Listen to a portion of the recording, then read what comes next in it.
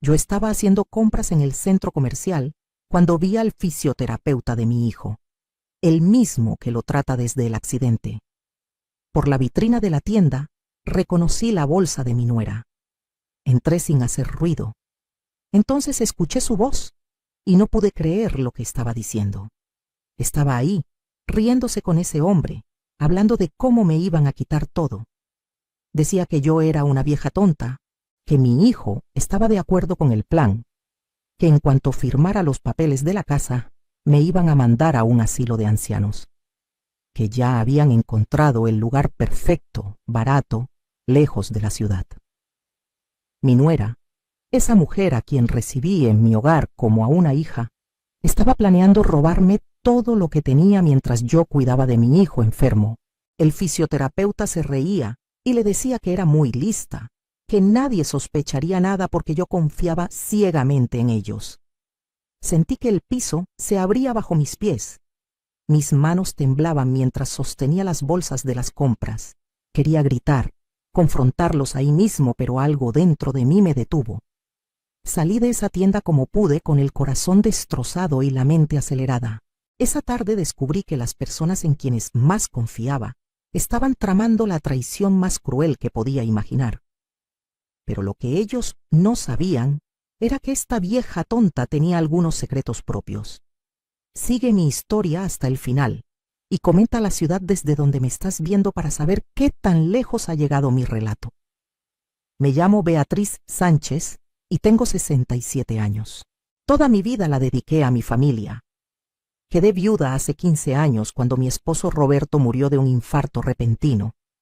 Él era conductor de camiones y yo trabajaba limpiando casas para ayudar con los gastos. Teníamos 2 hijos, pero mi hija mayor se fue a vivir a Estados Unidos hace más de 20 años y casi no tenemos contacto. Quedé sola con mi hijo Diego, mi único sostén emocional después de que su padre partió. Diego siempre fue un buen muchacho, trabajador, respetuoso, cariñoso conmigo. Se casó con Mónica hace 8 años y yo los recibí en mi casa porque ellos no tenían dónde vivir. La casa es mía. La compré con el dinero del seguro de vida de Roberto y con mis ahorros de 30 años trabajando. Es una casa humilde en la colonia, nada lujoso, pero es mía. Tiene 3 habitaciones, un patio pequeño donde cultivaba mis plantas de hierbas y flores. Ahí crié a mis hijos. Ahí pasé las mejores y las peores noches de mi vida. Cuando Mónica llegó a formar parte de la familia, yo hice todo lo posible para que se sintiera bienvenida. Le di la habitación más grande para ella y Diego. Cociné sus comidas favoritas. La defendí cuando mi comadre me decía que esa muchacha tenía cara de interesada. Yo le decía que no juzgara, que Mónica venía de una familia difícil y necesitaba amor y comprensión. ¡Qué tonta fui! Los primeros años fueron tranquilos. Mónica trabajaba en una tienda departamental y Diego en una fábrica de autopartes. Yo seguía limpiando casas 3 veces por semana, aunque mis rodillas ya me dolían bastante. Con mi trabajo ayudaba a pagar los servicios de la casa y compraba la despensa. Nunca les pedí renta ni nada a cambio. Eran mi familia. Hace 2 años todo cambió. Diego tuvo un accidente terrible en la fábrica. Una máquina le cayó encima y le dañó la columna vertebral. Estuvo 3 meses en el hospital. Yo gasté todos mis ahorros en sus operaciones, porque el seguro de la fábrica no cubría todo. Vendí las pocas joyas que tenía de mi matrimonio. Pedí préstamos a mis hermanas. Hice lo que fuera necesario para salvar a mi hijo. Cuando por fin salió del hospital, Diego no podía caminar bien. Necesitaba fisioterapia constante, medicamentos caros, cuidados especiales. Dejó de trabajar y cayó en una depresión profunda. Mi hijo, que siempre fue tan fuerte, ahora pasaba días enteros en la cama, mirando al techo. Yo dejé de trabajar para cuidarlo tiempo completo. Lo bañaba, le daba de comer, lo llevaba a terapia. Mónica seguía trabajando, pero cada vez llegaba más tarde a casa. Decía que le habían dado más horas, que necesitábamos el dinero. Yo le creía. Cocinaba para cuando ella llegara. Mantenía la casa limpia a pesar de mi cansancio. Cuidaba de Diego día y noche. Hubo noches en que no dormí nada, porque mi hijo tenía dolores terribles y yo me quedaba a su lado, dándole masajes en las piernas, rezando para que mejorara. El fisioterapeuta era un hombre joven, se llamaba Javier. Llegaba 3 veces por semana a la casa para trabajar con Diego. Siempre fue muy amable conmigo, me preguntaba cómo estaba, me decía que yo era una madre ejemplar. A veces se quedaba conversando después de las sesiones, tomando el café que yo le ofrecía. Mónica siempre estaba presente en esas pláticas. Yo pensaba que era lindo que se llevaran bien, que mi nuera fuera amable con el doctor que estaba ayudando a mi hijo. Nunca sospeché nada. Qué ciega estuve. Los cambios comenzaron sutilmente. Mónica empezó a preguntarme sobre los papeles de la casa. Decía que era importante tener todo en orden por si me pasaba algo. Que a mi edad uno nunca sabe. Yo le decía que sí, que tenía razón, pero no le daba mucha importancia. Luego empezó a sugerirme que pusiera la casa a nombre de Diego, que así él tendría seguridad, que era mi único hijo varón aquí en México, que mi hija de Estados Unidos no merecía nada porque nos había abandonado. Sus argumentos tenían sentido. Yo ya estaba mayor. Diego era mi hijo. Era natural que él heredara. Pero algo en mi interior me hacía dudar. Una tarde Mónica llegó con un abogado a la casa. Dijo que era un amigo suyo, que nos iba a ayudar a arreglar los papeles gratis, como un favor. El hombre era joven, vestía traje barato y tenía una sonrisa que no me gustó. Me explicó que lo mejor era hacer una transferencia de propiedad en vida, que así nos ahorrábamos impuestos y problemas futuros. Trajo papeles ya preparados. Solo necesitaba mi firma. Yo le dije que lo iba a pensar, que necesitaba tiempo. Vi la cara de frustración de Mónica. Diego estaba en su cuarto como siempre, y ni siquiera salió a saludar al abogado. Esa noche escuché a Mónica hablando por teléfono en el patio. Decía que yo era necia, que estaba tardando mucho en firmar, que tenían que apurarse porque no aguantaba más vivir en esa casa vieja conmigo. Sentí un dolor en el pecho, pero traté de convencerme de que había malinterpretado la conversación. Las semanas siguientes, Mónica cambió su actitud conmigo. Ya no era amable. Llegaba y se encerraba en su cuarto sin saludar. Dejaba sus platos sucios para que yo los lavara. Dejó de agradecer cuando cocinaba. Un día le pedí que me ayudara a bañar a Diego porque me dolía mucho la espalda y me gritó que ella trabajaba todo el día y no tenía por qué hacer mi trabajo. Me quedé helada. Nunca me había hablado así. Cuando traté de hablar con Diego sobre el comportamiento de su esposa, él me dijo que lo dejara en paz, que ya tenía suficientes problemas. Mi hijo había cambiado. Ya no era el hombre cariñoso que yo conocía. Estaba amargado, enojado con la vida, y yo me convertí en el blanco de su frustración. Empezó a reclamarme por todo, que la comida estaba muy salada, que hacía ruido en las mañanas, que mi presencia lo agobiaba. Javier, el fisioterapeuta, seguía viniendo regularmente. Noté que él y Mónica se quedaban hablando en voz baja mientras yo atendía a Diego. Se reían juntos. Ella se arreglaba más los días que él venía. Se ponía perfume, se pintaba los labios. Una vez entré a la sala y los encontré muy cerca uno del otro, viendo algo en el celular de él. Se separaron rápidamente cuando me vieron. Mónica dijo que Javier le estaba mostrando ejercicios que Diego podía hacer solo. Yo asentí y me retiré, pero algo no se sentía bien. Empecé a notar más cosas. Mónica salía los fines de semana diciendo que iba a casa de su madre, pero una vez la vi subirse a un auto que no reconocí. Javier empezó a llegar con regalos para la casa. Una licuadora nueva, unas toallas, cosas que decía que ya no necesitaba. Mónica lo recibía con una familiaridad que me incomodaba. Un domingo Diego me dijo que necesitaban privacidad, que yo debería salir más, visitar a mis hermanas, no estar todo el tiempo en la casa. Me dolió profundamente porque yo estaba ahí cuidándolo a él. sacrificando mi propia vida por su bienestar, pero obedecí. Empecé a salir los domingos a visitar a mi hermana Lupita. Ella vivía del otro lado de la ciudad y yo aprovechaba para desahogarme. Le contaba cómo me sentía poco apreciada, cómo Mónica había cambiado, cómo Diego me trataba. Lupita me decía que tuviera cuidado, que algo raro estaba pasando, pero yo siempre defendía a mi familia. Ese día en el centro comercial yo había ido a comprar medicamentos para Diego en la farmacia grande que tiene mejores precios. Había aprovechado para caminar un poco por las tiendas, algo que rara vez hacía.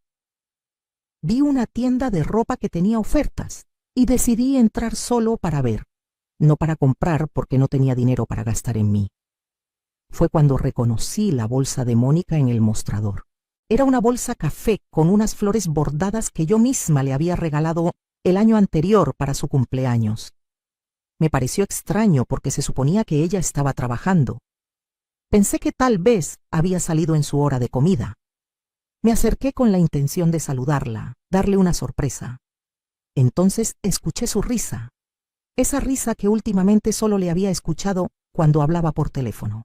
Estaba en el probador de ropa con las cortinas a medio cerrar. Y con ella estaba Javier. Los vi por el espejo. Él tenía su mano en la cintura de ella. Me quedé paralizada detrás de un exhibidor de blusas. Entonces empezaron a hablar, y cada palabra era como un cuchillo en mi corazón. Mónica decía que yo era una vieja necia que no quería firmar los papeles, que ya llevaban meses intentando convencerme, y nada. Javier le dijo que no se preocupara, que tenían el plan perfecto. Dijo que Diego ya estaba de acuerdo con todo, que en cuanto yo firmara la casa a nombre de mi hijo, ellos iban a venderla inmediatamente. Mónica se rió y dijo que ya habían encontrado comprador, un primo de Javier que pagaría en efectivo. El dinero lo dividirían entre los tres. A mí me iban a mandar a un asilo del Estado, de esos baratos donde meten a los viejos sin familia. Javier dijo que él conocía uno en las afueras, que costaba casi nada al mes y que nadie me visitaría ahí. Mónica dijo algo que me destrozó completamente. Dijo que Diego ya no me soportaba, que yo le daba lástima, pero también asco, que él solo quería el dinero de la casa para largarse, que los tres se irían a vivir juntos a otro estado, que Javier iba a dejar su trabajo y con el dinero pondrían un negocio, que ya lo tenían todo planeado hace más de un año, desde antes del accidente de Diego. Sentí que no podía respirar. Mi hijo, mi propio hijo, estaba conspirado para robarme y abandonarme. El accidente había sido real, pero ellos lo aprovecharon para su plan. Me usaron. Usaron mi amor de madre, mi dedicación, mis sacrificios. Javier le dio un beso a Mónica en el cuello y le dijo que pronto estarían libres de la vieja amargada. Ella dijo que solo necesitaban un poco más de paciencia, que yo era tan tonta que terminaría firmando sin siquiera leer los papeles. Mis piernas temblaban, sentía náuseas. Quería gritar, quería entrar ahí y enfrentarlos, pero algo más fuerte me detuvo. Una vocecita en mi cabeza me dijo que esperara, que pensara bien qué hacer. Salí de la tienda como pude. No sé ni cómo llegué a la parada del autobús. En el camino a casa lloré en silencio. La gente me miraba, pero no me importó. Sentía que mi mundo se había derrumbado. Todo en lo que había creído era mentira. Mi hijo me odiaba. Mi nuera era una víbora. El fisioterapeuta en quien confiaba era un ladrón. Y yo era la tonta que no se había dado cuenta de nada. Cuando llegué a casa actué como si nada hubiera pasado. Diego estaba en la sala viendo televisión. Le pregunté cómo se sentía y me gruñó que bien. Fui a la cocina y preparé la cena como todas las noches. Mis manos hacían los movimientos automáticamente, pero mi mente estaba en otro lugar. Mónica llegó como a las 9 de la noche. Traía la misma bolsa que yo había visto en el centro comercial. Me saludó de forma cortante y se fue directamente a su cuarto. Esa noche casi no dormí. Me quedé pensando en todo lo que había escuchado. Revisé cada conversación, cada gesto, cada momento extraño de los últimos meses. Todo comenzaba a tener sentido. El abogado que vino a la casa, las constantes presiones para firmar papeles, el cambio de actitud de Diego, las salidas misteriosas de Mónica, la cercanía entre ella y Javier. Todo estaba planeado. Yo era la única que no lo veía, pero esa noche también recordé algo que ellos no sabían, algo que ni siquiera Diego conocía completamente. Mi esposo Roberto no solo me dejó el seguro de vida con el que compré la casa. Antes de morir, él había comprado 3 terrenos en un pueblo cerca de la costa. Era un lugar que estaba creciendo, donde se estaban construyendo hoteles y negocios turísticos.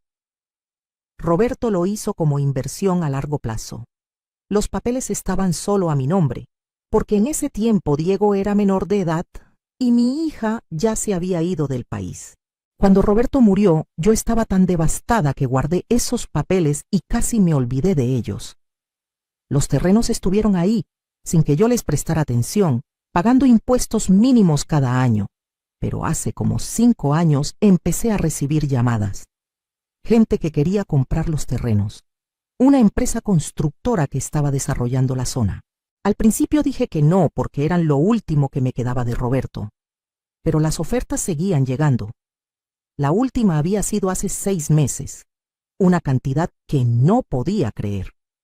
Dinero suficiente para vivir cómodamente el resto de mi vida y más. Yo no le había dicho nada a Diego porque estaba muy enfocada en su recuperación. Y definitivamente nunca le dije nada a Mónica. Esos terrenos eran mi secreto. Esa madrugada tomé una decisión. No iba a ser la víctima de esta historia. Iba a ser inteligente. Iba a darles una lección a esos ingratos que pensaban que era una vieja tonta. Empecé a planear cada detalle de lo que iba a hacer. Los siguientes días actué como la Beatriz de siempre. Sumisa, servicial, un poco despistada. Pero por dentro estaba trabajando en mi plan. Saqué de mi armario la caja de metal donde guardaba los papeles importantes. Ahí estaban los documentos de los terrenos, las últimas ofertas de compra, todo. Contacté al abogado de la empresa constructora que quería comprar. Le expliqué mi situación sin darle muchos detalles y le dije que estaba lista para vender. Él se puso feliz y me dijo que podíamos cerrar el trato en 2 semanas. También busqué a un abogado de verdad, uno que me recomendó mi hermana Lupita. Se llamaba el licenciado Méndez y tenía un despacho pequeño, pero era honesto. Le conté toda la historia de la traición que había descubierto. Le mostré los papeles que Mónica quería que firmara. Él los revisó y me confirmó lo que yo ya sabía. Esos documentos no solo transferían la casa a nombre de Diego, también me quitaban cualquier derecho sobre la propiedad.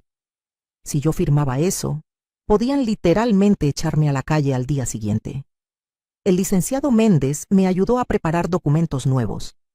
Papeles que protegían mi casa, que establecían que yo tenía derecho de vivir ahí hasta mi muerte sin importar quién fuera el dueño.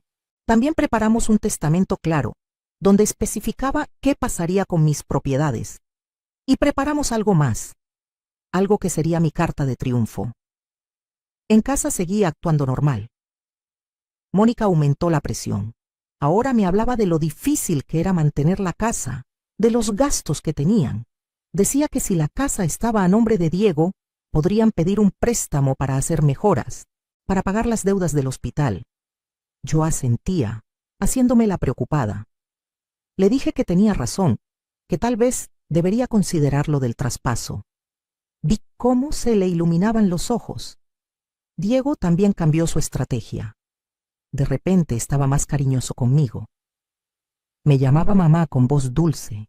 Me agradecía por la comida. Me decía que yo era lo mejor que tenía en la vida. Todo falso, todo actuado. Javier seguía viniendo a las terapias. Ahora yo lo miraba con otros ojos. Veía cómo se quedaba mirando mi casa, evaluando cuánto podría valer. Veía las miradas que intercambiaba con Mónica cuando pensaban que yo no los veía. Un día fingí estar muy cansada y confundida. Les dije que me sentía mal, que tal vez me estaba haciendo vieja muy rápido. Mónica aprovechó el momento.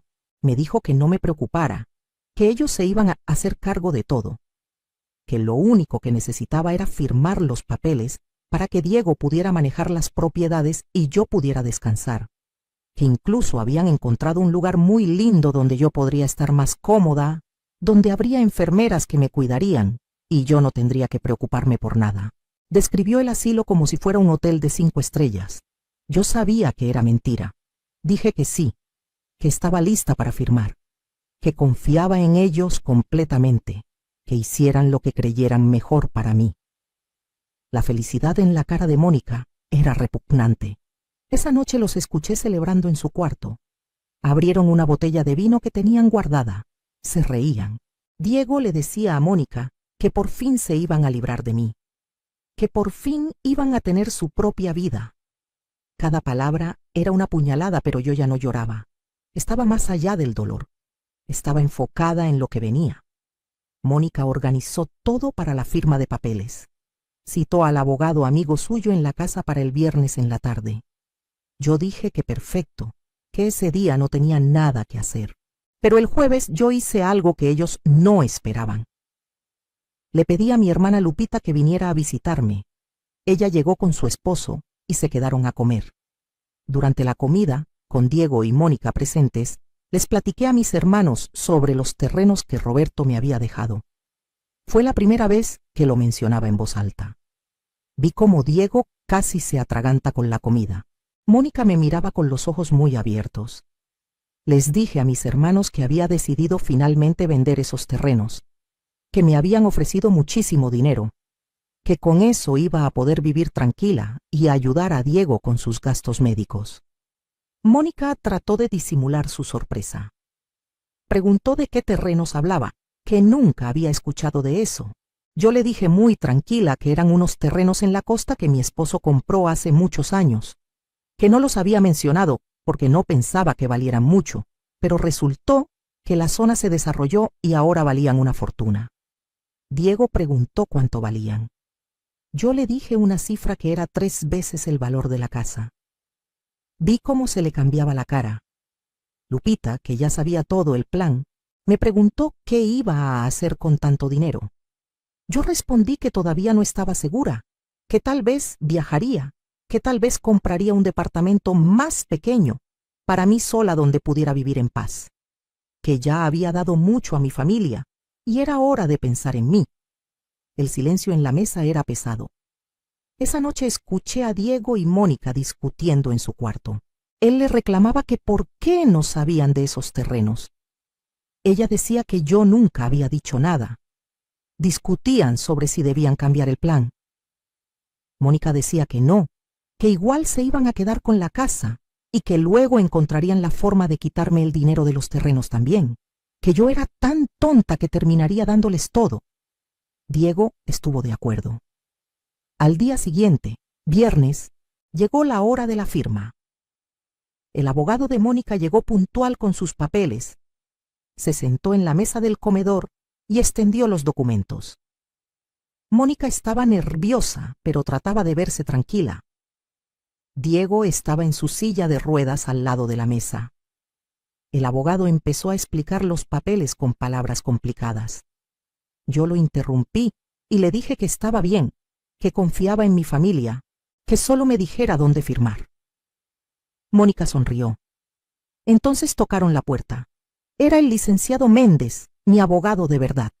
Llegaba con un maletín y cara seria. Detrás de él venían 2 personas más, un notario público y mi hermana Lupita como testigo. Mónica preguntó qué estaba pasando. Yo me levanté de la silla y les dije con voz muy calmada que había un pequeño cambio de planes. El licenciado Méndez saludó cortésmente y se presentó como mi representante legal. Puso su maletín sobre la mesa y sacó una carpeta gruesa. Mónica estaba pálida. Diego preguntó qué significaba todo esto. Yo me quedé de pie y finalmente dije lo que había estado guardando durante semanas. Les dije que sabía todo, que los había escuchado en el centro comercial, que sabía de su plan para robarme la casa y meterme en un asilo, que sabía que Diego estaba de acuerdo con todo, que sabía de la relación entre Mónica y Javier.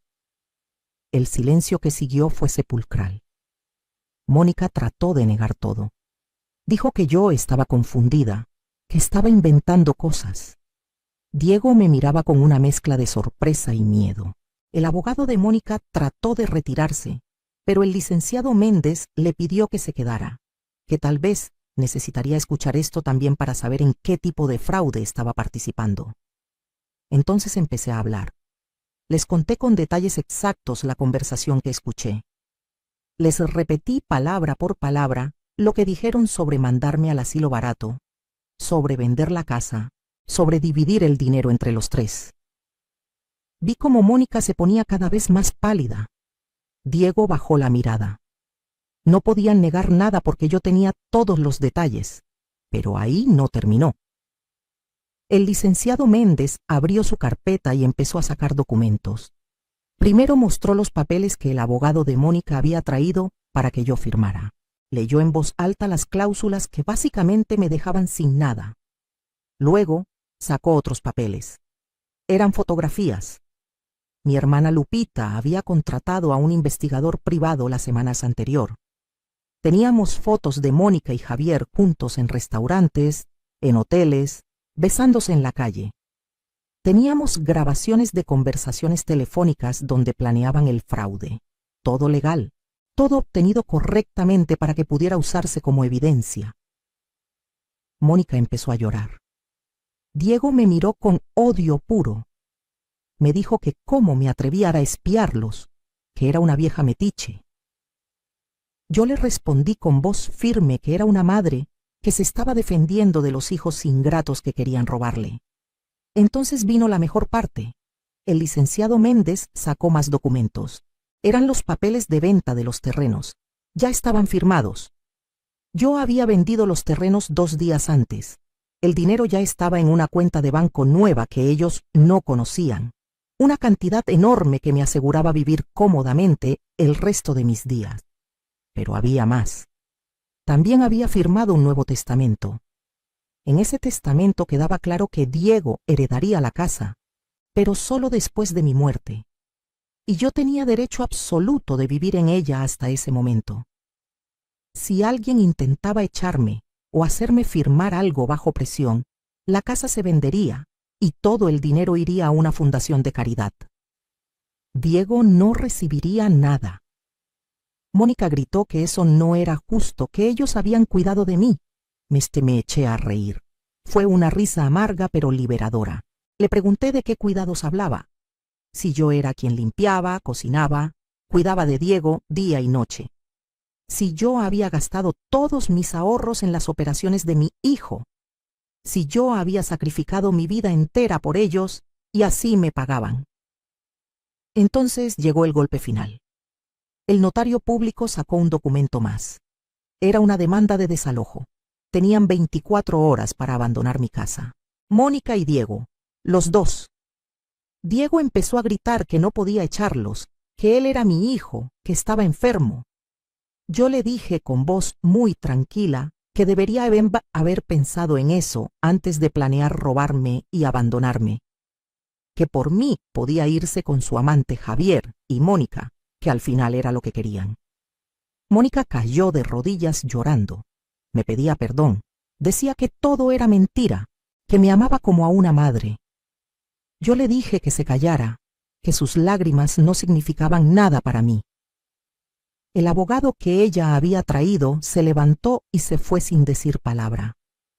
Sabía que lo habían usado para cometer un fraude y no quería problemas legales. Mi hermana Lupita me abrazó. El licenciado Méndez explicó que si no salían voluntariamente en 24 horas, la policía vendría a sacarlos, que ya había una orden judicial preparada, que yo tenía todos los derechos de mi lado. Esa noche fue la más larga de mi vida. Diego y Mónica se encerraron en su cuarto. Los escuchaba discutir, llorar, hacer llamadas telefónicas desesperadas.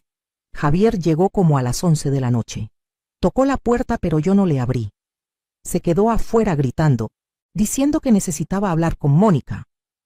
Llamé a la policía y se lo llevaron por escándalo en vía pública. Al día siguiente, sábado por la mañana, empezaron a empacar sus cosas. Diego no me dirigía la palabra. Mónica intentó hablar conmigo varias veces, pero yo no le respondí. No había nada que decir. A media tarde llegó una camioneta. Era Javier con un amigo.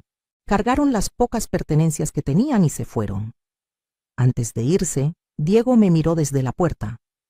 Me dijo que yo era la peor madre del mundo, que me iba a arrepentir de esto, que me iba a quedar sola y nadie iba a cuidar de mí cuando estuviera vieja y enferma. Yo le respondí que prefería estar sola a estar rodeada de víboras traidoras, que él había dejado de ser mi hijo el día que decidió robarme. Se fueron. La puerta se cerró y por primera vez en años sentí paz. Mi casa estaba en silencio. No había reclamos, no había caras largas, no había que caminar con miedo. Esa noche dormí profundamente por primera vez en meses. Los días siguientes fueron de ajuste. Limpié la casa de arriba a abajo, saqué todas las cosas que me recordaban a ellos, doné la ropa que dejaron, pinté las paredes de colores nuevos y alegres. Compré plantas nuevas para el patio. Mi hermana Lupita venía a visitarme seguido y me ayudaba. Me decía que estaba orgullosa de mí, que había sido muy valiente. Con el dinero de la venta de los terrenos hice varias cosas. Primero, arreglé completamente mi casa. Le puse rejas nuevas, pintura fresca, arreglé el techo que tenía goteras. Cambié los muebles viejos por unos más cómodos. Me di todos los gustos que nunca me había permitido. Compré una televisión grande, un buen colchón, ropa nueva para mí. También invertí parte del dinero de forma inteligente con ayuda del licenciado Méndez. Puse una parte en un fondo de inversión que me daba rendimientos mensuales. Con eso tenía para vivir cómodamente sin trabajar. Abrí una cuenta de ahorros para emergencias médicas. Y guardé una cantidad para viajar. Siempre había querido conocer otros lugares, pero nunca había tenido la oportunidad. A las pocas semanas empecé a recibir llamadas de Diego. Al principio no contestaba. Luego decidí atender una. Estaba viviendo con Mónica y Javier en un departamento pequeño. Las cosas no estaban yendo bien entre ellos. Mónica y Javier peleaban mucho. Diego se había dado cuenta de que ellos planeaban dejarlo una vez que tuvieran el dinero de la casa, que él también era parte del plan. Me pedía perdón, decía que había sido un tonto. Yo le dije que sí, que había sido un tonto y un mal hijo, que podía vivir con las consecuencias de sus decisiones. Colgué y bloqueé su número. Mónica también intentó contactarme por redes sociales. Me mandaba mensajes largos diciendo que lo sentía, que todo había sido idea de Javier, que ella era una víctima también. Le respondí una sola vez. Le dije que dejara de mentir, que yo había escuchado con mis propios oídos cómo planeaba todo, que era una mujer adulta y responsable de sus acciones. La bloqueé también. Pasaron los meses y mi vida cambió completamente. Me apunté a clases de baile para la tercera edad en el centro comunitario. Ahí conocí a un grupo de mujeres maravillosas que se convirtieron en mis amigas. Salíamos a caminar, íbamos al cine, organizábamos comidas. Me sentía viva de nuevo. Ya no era solo la madre abnegada o la esposa viuda. Era Beatriz, una mujer con intereses propios y una vida plena. Cumplí mi sueño de viajar. Primero fui a Oaxaca con un grupo de turismo para personas mayores. Conocí las playas, la comida, la cultura. Fue hermoso. Luego fui a Guanajuato, a San Miguel de Allende, a lugares que solo había visto en la televisión. En cada viaje me sentía más libre, más yo misma. Tomaba fotos, probaba comida nueva, conocía gente interesante. Mi hermana Lupita a veces me acompañaba y pasábamos momentos increíbles juntas. También empecé a hacer trabajo voluntario en un comedor comunitario. Ayudaba a servir comida a personas necesitadas 2 veces por semana. Eso me dio perspectiva. Vi que había gente en situaciones mucho peores que la mía, que había personas buenas que necesitaban ayuda. me hizo valorar aún más lo que tenía y lo que había logrado. Un año después del desalojo, Diego apareció en mi puerta. Estaba en silla de ruedas todavía, se veía demacrado, triste. Me dijo que Mónica lo había dejado, que se había ido con Javier a otra ciudad, que él estaba viviendo en un cuarto rentado, sobreviviendo con una pensión mínima del gobierno, que no tenía a nadie. Me pidió que lo perdonara, que lo dejara volver a casa. Lloró como niño pequeño. Yo sentí algo de lástima, no voy a mentir. Es mi hijo, lo llevé en mi vientre, lo crié. Pero también recordé todo lo que me hizo. Recordé las palabras que escuché ese día en el centro comercial. Recordé cómo planearon robarme y abandonarme. Le dije que lo que le estaba pasando era consecuencia de sus propias acciones, que yo le había dado todo y él decidió traicionarme, que ahora tenía que aprender a vivir con esas decisiones. Le di dinero para que comiera esa semana, pero le dejé claro que no iba a volver a mi casa, que no iba a volver a tener acceso a mi vida, que si realmente quería mi perdón, tenía que demostrarlo con acciones, no solo con palabras. No he vuelto a saber de él desde entonces. Supe por terceros que consiguió un trabajo de medio tiempo en una tienda, que está rentando un cuarto pequeño, que está solo. Una parte de mí se siente mal por él. Pero la parte más fuerte, la parte que aprendió a valorarse, sabe que hice lo correcto. Mónica intentó regresar a buscarme hace unos meses. Llegó con regalos y una carta larga pidiendo perdón. La atendí en la puerta, pero no la dejé entrar. Le dije que apreciaba que reconociera su error, pero que el daño que me hizo era imperdonable. Que le deseaba lo mejor en su vida, pero lejos de mí. Se fue llorando. No sentí nada. Es extraño cómo el tiempo y la distancia pueden cambiar los sentimientos. Personas que creí amar resultan ser extraños que me hicieron daño. Ahora tengo 68 años. Mi vida es tranquila, pero plena. Me levanto cuando quiero, desayuno en mi patio rodeada de mis plantas. Leo libros que siempre quise leer, pero nunca tuve tiempo. Veo mis novelas sin que nadie me interrumpa o se queje.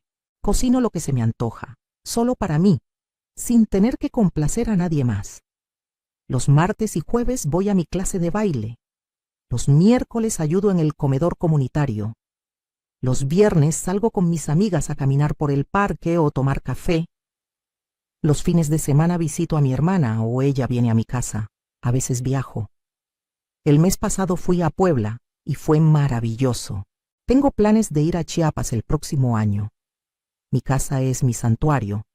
La he llenado de cosas que me gustan. Tengo cortinas de colores alegres, cojines cómodos, plantas por todos lados. Tengo fotos de mis viajes en las paredes. Nada me recuerda a los días oscuros. Todo es nuevo, fresco, mío. Económicamente estoy más que bien. Las inversiones que hice me dan rendimientos mensuales suficientes para vivir cómodamente. Tengo seguro médico privado. Tengo ahorros para cualquier emergencia. No dependo de nadie y nadie depende de mí. Esa independencia es lo más dulce que he probado. A veces pienso en todo lo que pasó y me parece increíble. ¿Cómo pude ser tan ciega durante tanto tiempo? ¿Cómo permití que me trataran así? Pero también me siento orgullosa de cómo reaccioné cuando descubrí la verdad. No me quedé como víctima. No me dejé pisotear.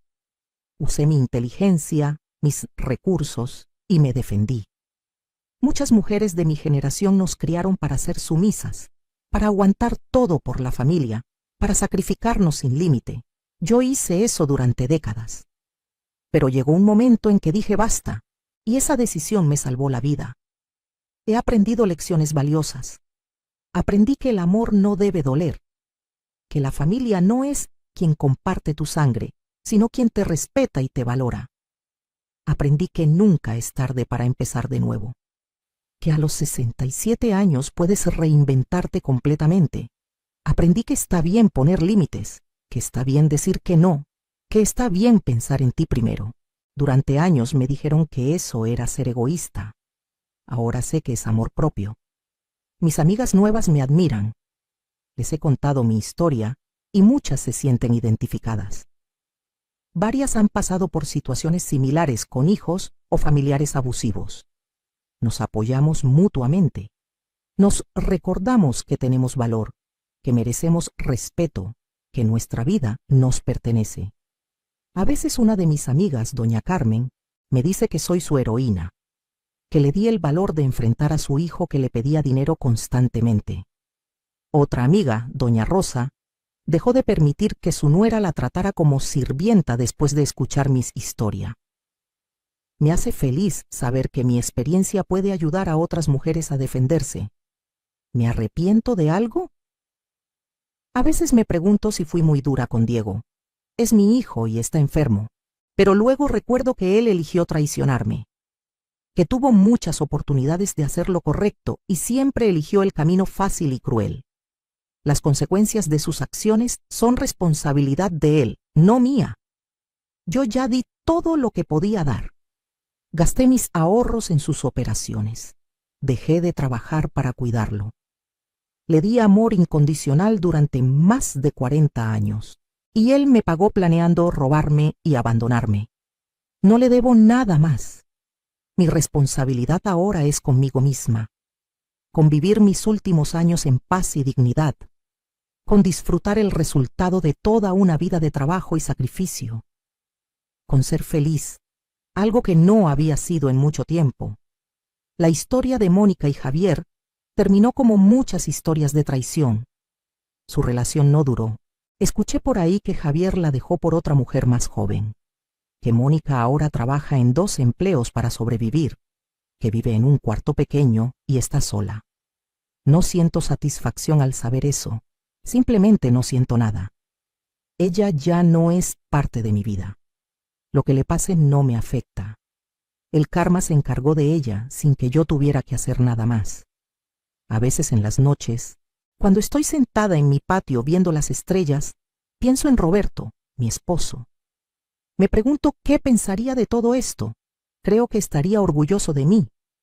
Él siempre me decía que yo era más fuerte de lo que creía, que tenía un corazón enorme pero también una voluntad de hierro. Durante años olvidé esa segunda parte. Me concentré solo en dar amor y olvidé defenderme. Pero cuando llegó el momento crucial, esa fuerza que Roberto veía en mí salió a la superficie. Los terrenos que él compró pensando en nuestro futuro terminaron salvándome. Es como si desde el cielo hubiera planeado una forma de protegerme. Esos terrenos fueron mi salvación.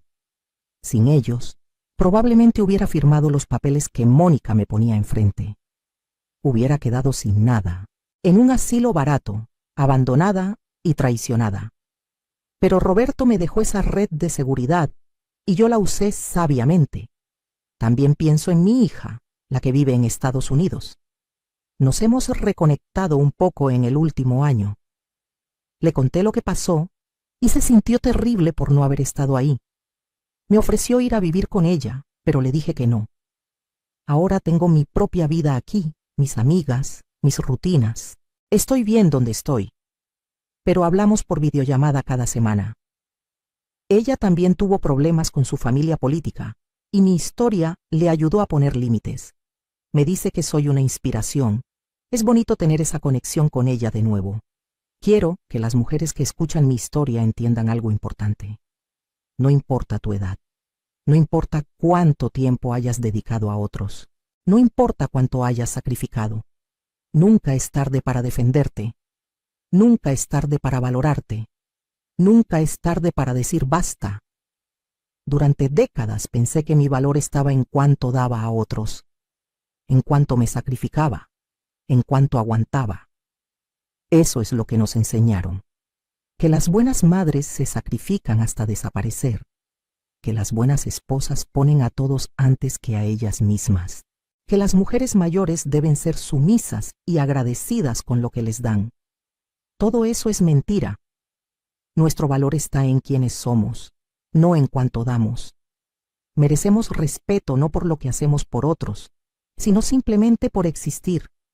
Y cuando alguien, no importa si es tu hijo, tu pareja, tu familia, te trata sin respeto, tienes derecho a defenderte, tienes derecho a decir no. Tienes derecho a proteger lo que es tuyo. No es egoísmo, es amor propio. A las mujeres jóvenes les digo, no esperen a tener 67 años para aprender esta lección. Establezcan límites desde ahora. No se dejen pisotear por nadie. No sacrifiquen toda su vida por personas que no las valoran. Den amor, sí, pero den amor que sea recíproco. No regalen su vida entera a quien no lo aprecia. A las mujeres de mi edad les digo, no es tarde. Si están en una situación de abuso, de manipulación, de falta de respeto, pueden salir. Pueden empezar de nuevo. Yo lo hice a los 67 y mi vida nunca había sido tan buena. Busquen ayuda. Hablen con un abogado. Hablen con familiares de confianza. Hablen con amigas. No se queden calladas pensando que ya es muy tarde o que no tienen opciones. Siempre hay opciones, siempre hay salida. Mi historia no es especial. Es la historia de miles de mujeres que han sido traicionadas por quienes más confiaban, pero también es una historia de victoria. De una mujer que se negó a ser víctima, que usó su inteligencia y sus recursos para defenderse, que eligió su propia felicidad sobre la culpa y la obligación. Y miren dónde estoy ahora, feliz, en paz, libre, viviendo la vida que siempre merecí pero nunca me permití tener. Viajando, riendo, disfrutando, sin miedo, sin culpa, sin tener que servir a nadie más que a mí misma. Esta es mi vida ahora y no la cambiaría por nada. ¿Qué harías tú en mi lugar? ¿Habrías perdonado a tu hijo? ¿Habrías sido más dura? ¿Menos? Comenta abajo qué piensas de mi historia. Y si conoces a alguna mujer que esté pasando por algo similar, comparte este relato con ella. Que sepa que no está sola, que hay salida, que merece respeto y dignidad, que nunca es tarde para defenderse. Mi nombre es Beatriz Sánchez, tengo 68 años y esta es mi historia de cómo pasé de ser una víctima planeada a una mujer libre y feliz. Gracias por escucharme hasta el final. Que mi experiencia les sirva de algo, que les recuerde que ustedes también tienen fuerza, aunque a veces la olviden. Que les recuerde que merecen amor, respeto y dignidad, siempre, a cualquier edad, en cualquier circunstancia. No se rindan, no se dejen, defiéndanse, valórense, vivan,